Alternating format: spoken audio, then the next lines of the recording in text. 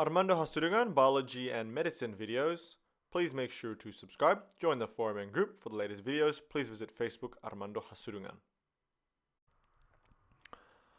In this video, we're going to look at heme catabolism and bilirubin metabolism.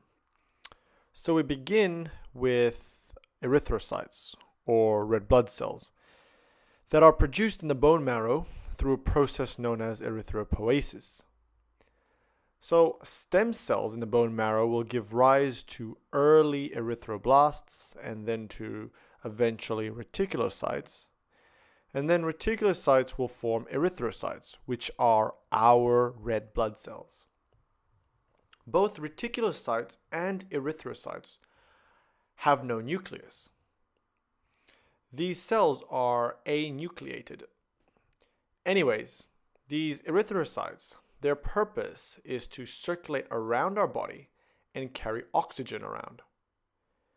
The oxygen in erythrocytes are bound to what's called hemoglobin. So these erythrocytes, they circulate around the body for about 120 days until they eventually get old. When these erythrocytes get old or they are damaged, cells known as macrophages, which are phagocytes, located in the spleen and the bone marrow, will engulf these old erythrocytes and degrade them. When the macrophages in the spleen and bone marrow degrade the erythrocytes will release its hemoglobin molecules. The hemoglobin molecules will then be broken down into two main components, the heme and the globin.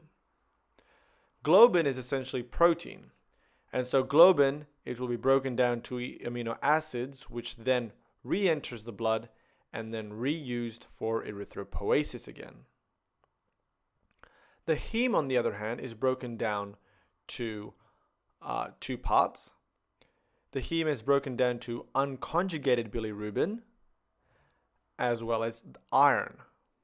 Now the iron will re-enter circulation and essentially reused for erythropoiesis again. The unconjugated bilirubin, however, is not recycled and needs to be removed by the body because it is toxic. The bilirubin, the unconjugated bilirubin that is produced, has a yellowish orange color. The unconjugated bilirubin is actually lipid soluble, and so when it's in the blood, it requires a protein to carry it around. The protein that carries the unconjugated bilirubin around is called albumin. So albumin will carry the unconjugated bilirubin to the liver for further metabolism. Now, interestingly enough, the liver has its own macrophages known as Kupffer cells, which will break down also the old or damaged erythrocytes. So these erythrocytes will be broken down again to globin and heme.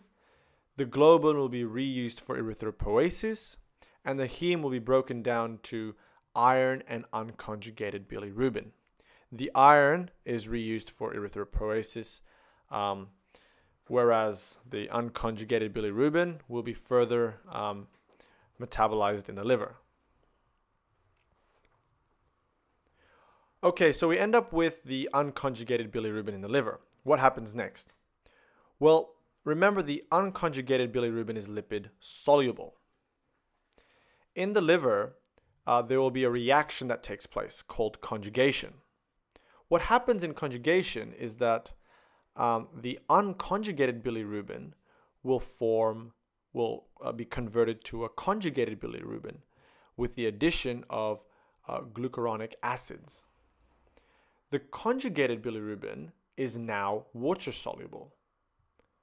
So it's an important concept to know that the unconjugated bilirubin was lipid soluble, whereas the conjugated bilirubin is water soluble. Now, because this new conjugated bilirubin is water soluble, it can be excreted by the liver in bile. So bile which will contain the conjugated bilirubin together with bile salts and other stuff, will eventually be excreted into the small intestine through the common bile duct. When the conjugated bilirubin is in the small intestine, it will travel towards the large intestine or colon.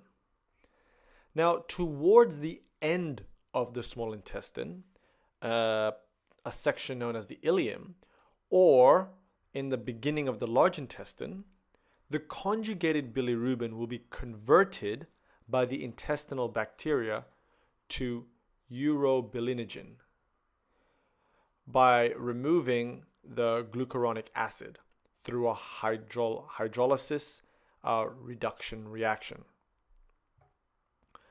Urobilinogen is once again lipid soluble. Urobilinogen, about 10 to 15%, is reabsorbed by the blood and bound to albumin.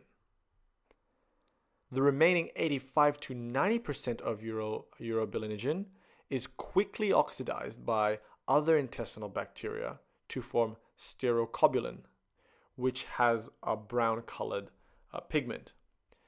And the sterocobulin will then be excreted by the body, giving poo or feces its brown color. So that's what happens with most of the bilirubin. It goes out, is excreted in feces, giving it its brown color.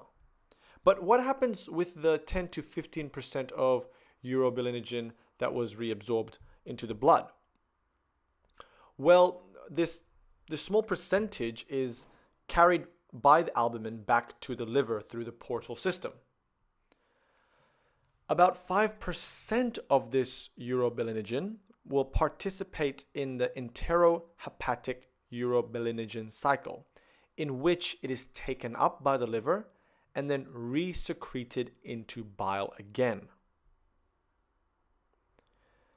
The remaining 5%, the other 5% of urobilinogen, is transported by the blood to the kidneys, where it is converted to yellow urobilin and excreted, giving urine its characteristic yellow color. So that was about it. Just to clarify, the conjugated bilirubin is excreted together with bile.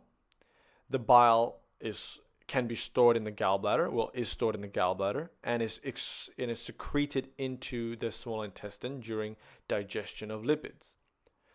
Another important aspect to understand is that unconjugated bilirubin is lipid soluble and conjugated bilirubin is water soluble. I hope you enjoyed this short video on heme catabolism and bilirubin metabolism. Thank you for watching.